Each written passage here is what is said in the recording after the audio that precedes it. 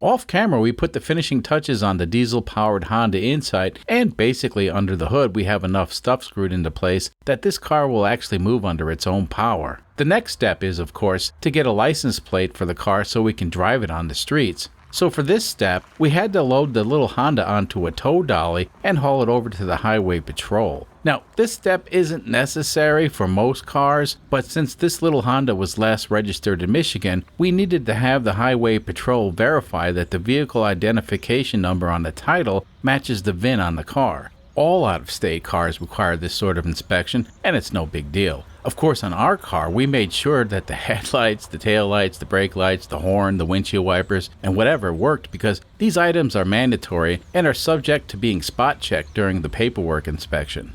The good news is, indeed, the VIN on the title absolutely matches the VIN that's stamped on the car, and we were issued the final piece of paperwork that we needed in order to get the license plate. Long story short, the car is good to go, and now the fun begins. So, the way it works in real life is, this sort of stuff is a lot harder and takes significantly more time than what you see on a YouTube video, that's for sure. In reality, it took 5 days to sort everything out, and that doesn't leave us a lot of time to film this week's video. So let's just jump into the car and see what we're dealing with.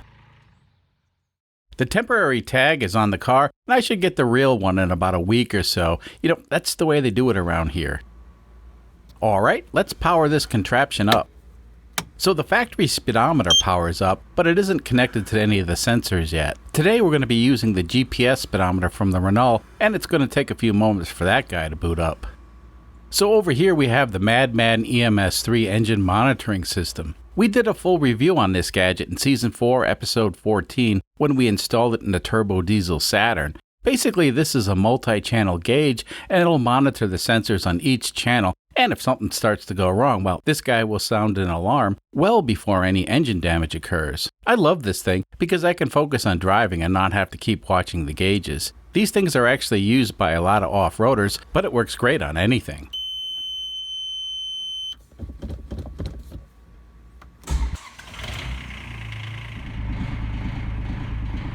Okay, well, it looks like the alternator's working. We'll let this gauge do all the work and let's just take the car out for a real drive.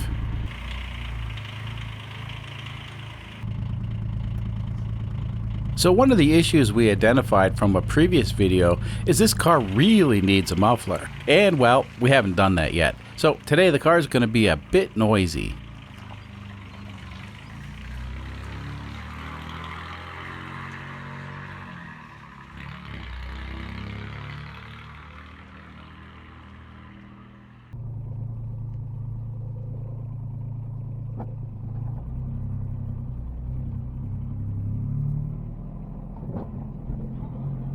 So at this point, it looks like the factory speedometer is going to be hard for the YouTube audience to see. I'll have to work on a different camera angle or something. It would be nice to be able to have both speedometers visible, and perhaps I could set one up to display metric speed for the metric people.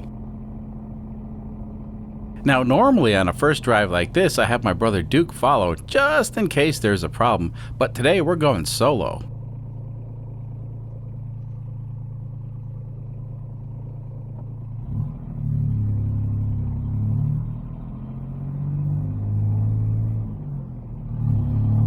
Yeah, I'm thinking if we had a muffler to tone down this little diesel engine, this car would be really nice to drive, especially around town.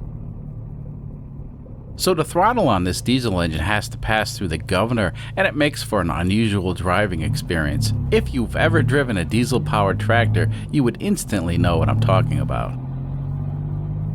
Today is of course the first real drive, but this car is far from finished. We still have to install the supercharger and all that stuff, but for the folks who are interested, well, today we'll see how the little 719cc engine performs without a turbo or a supercharger.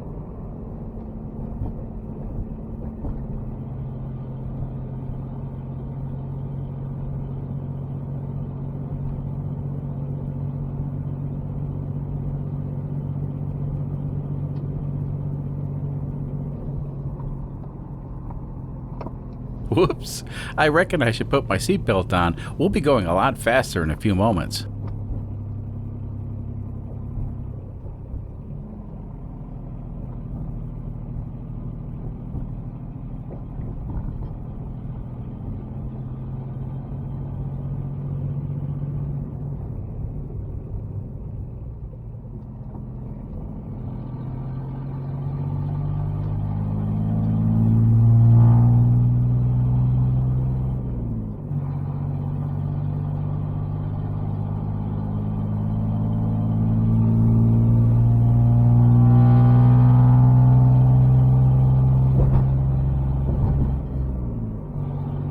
Yeah, that exhaust has got to be fixed, and soon.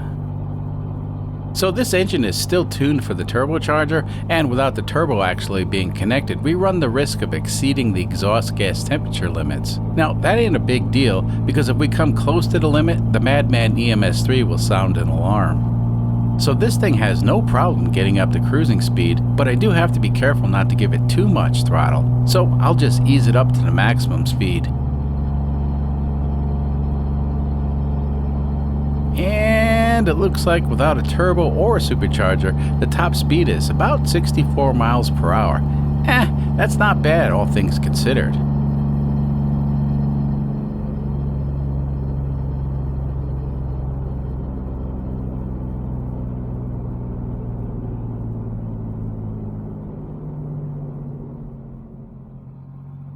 Okay, now we're going to get on it a little bit harder. Prepare for some noise.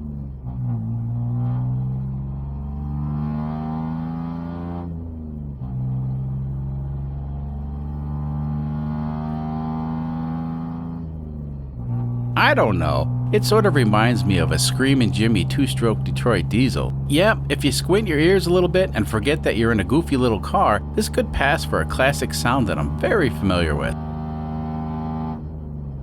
Wow, once we hit 5th gear, the party is over. Now, this is where I feel the supercharger will help the engine the most. In our past experiments with the turbo, we always had a tough time building boost at the bottom of each gear.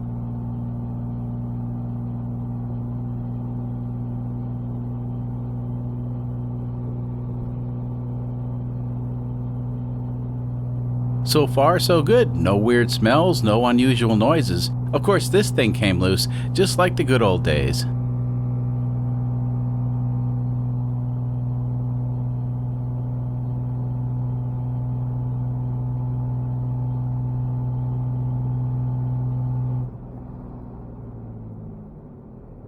Okay, so we're going to pull into this side road. Don't panic, nothing's wrong. I just want to verify everything's good under the hood.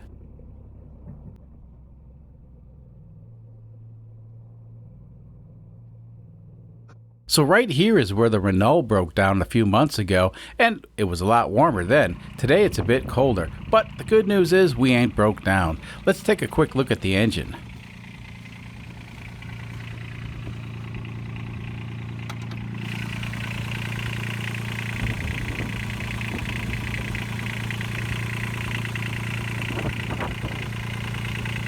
Well, I'm not seeing any problems, so I'm going to call this good.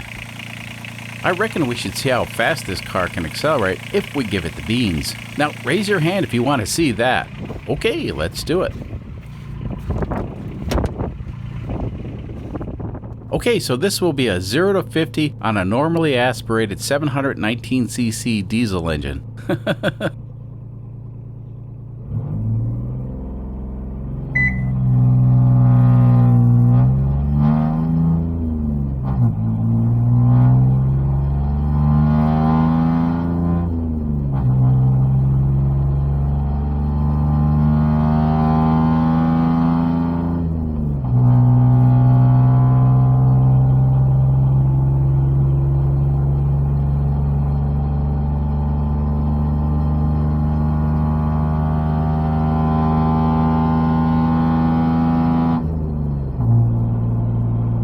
Oof, once we hit 5th gear, it's over. Wow, so 30 seconds to get to 50 miles per hour. You know, the 670cc Predator-powered Renault can do this in 21.85 seconds. So it looks like we have some work to do. Unfortunately, right now, you folks can't see the exhaust gas temperature gauge, but we're just about to trigger it, so I'm going to back off on the accelerator. I'm going to call this first road test a success. Let's head back to the shop and do a quick inspection of the car.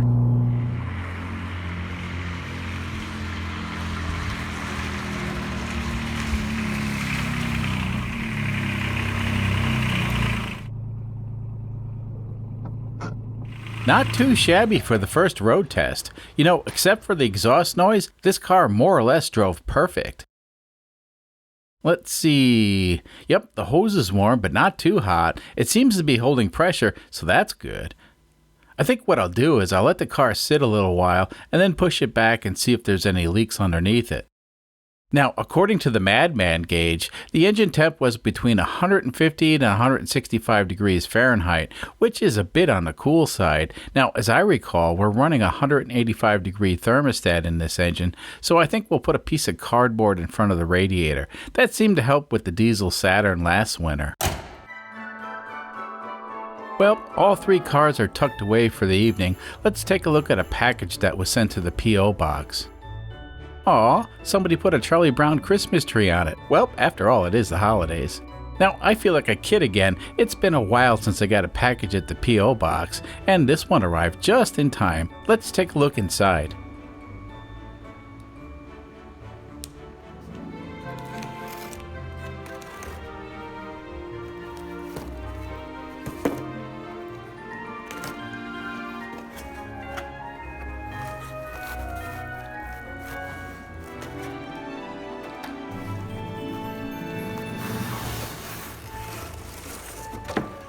Ooh, I think it's upside down, but we'll get back to this in a minute.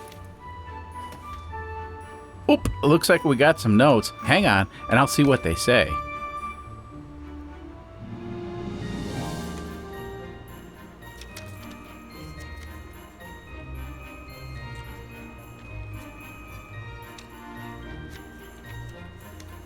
Oh, this is from one of our longtime viewers, Michael.